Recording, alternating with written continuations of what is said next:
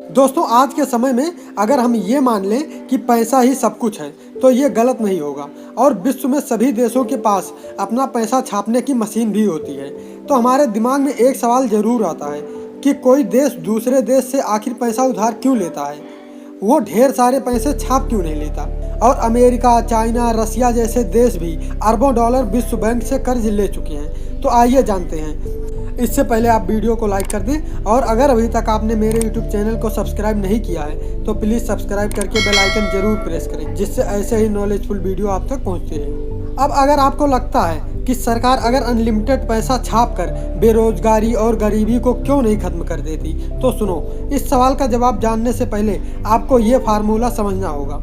वो ये है कि किसी भी देश की गुड्स एंड सर्विस यानी कि सामान और सेवा की कीमत उस देश की प्रेजेंट करेंसी के बराबर होती है। आप इसको ऐसे समझो कि आप ग्रामीण क्षेत्रों और शहरी क्षेत्रों में बिकने वाली वस्तुओं के मूल्यों की तुलना करो तो आप पाओगे कि ग्रामीण क्षेत्रों में बिकने वाली वस्तुओं के मूल्य शहरी क्षेत्रों में बिकने वाली वस्तुओं के मूल्य से कम होते हैं। इसका मतलब ये है कि शहरों में लोगों के पास पैसा ग्रामीण क्षेत्रों में रहने वाले लोगों से अधिक होता है। मान लो कि किसी दुकानदार के पास 10 कोलगेट की पैकेट है और उसको खरीदने के लिए 100 लोग पहुंच गए तो वह सामान महंगा बिकेगा।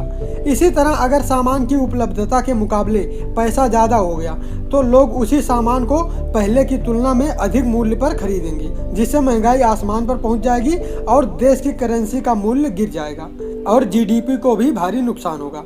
ऐसा नहीं है कि बहुत सारा पैसा छापने की गलती किसी भी देश ने नहीं की। दो ऐसे देश जर्मनी और जिम्बाब्वे हैं जिन्होंने ये गलती की थी और उन्हें इसके गंभीर परिणाम महंगाई के रूप में भुगतने पड़े थे।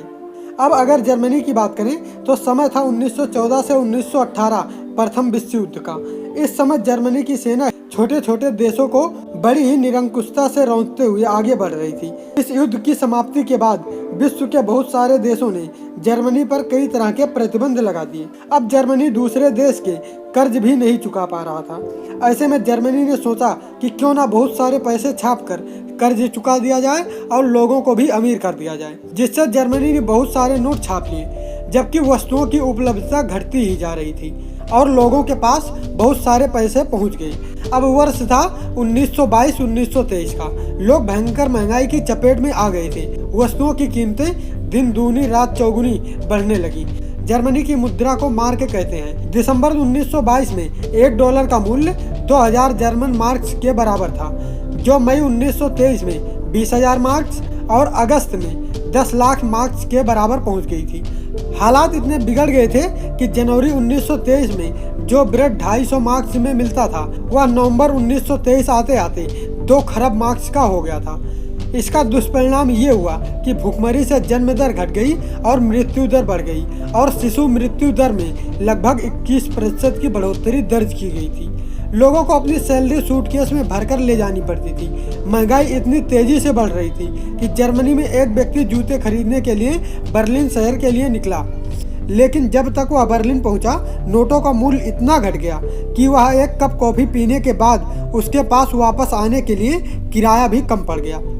एक महिला ने अपना गुजारा करने के लिए अपना घर बेच दिया था, लेकिन एक हफ्ते में नोटों का मूल्य इतना गिर गया एक ब्रेड की पैकेट भी नहीं खरीद पा रही थी। ऐसे ही 2008 में जिम्बाब्वे में राजनीतिक और कुछ आंतरिक कारणों से मुद्रा का मूल्य इतना गिर गया था कि लोग अपनी रोजमर्रा की वस्तुएं खरीदने के लिए ट्राली में पैसे भरकर ले जाते थे।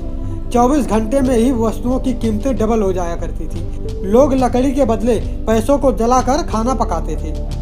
अब अगर किसी भी देश में नोट छापने की बात करें तो इसका निर्णय उस देश की सरकार, सेंट्रल बैंक, जीडीपी, राजकोषीय घाटा और उस देश की विकास दर आदि को ध्यान में रखकर किया जाता है। अब अगर भारत में नोटों के सर्कुलेशन की बात करें तो 2018 में 18.03 लाख करोड़ और 2019 में 21.1 लाख करोड़ थी। जानकारी अच्छी लगी हो तो प्लीज़ वीडियो को लाइक कर दें और ऐसे ही नॉलेजफुल वीडियोस के लिए मेरे यूट्यूब चैनल को सब्सक्राइब जरूर करें। जय हिंद।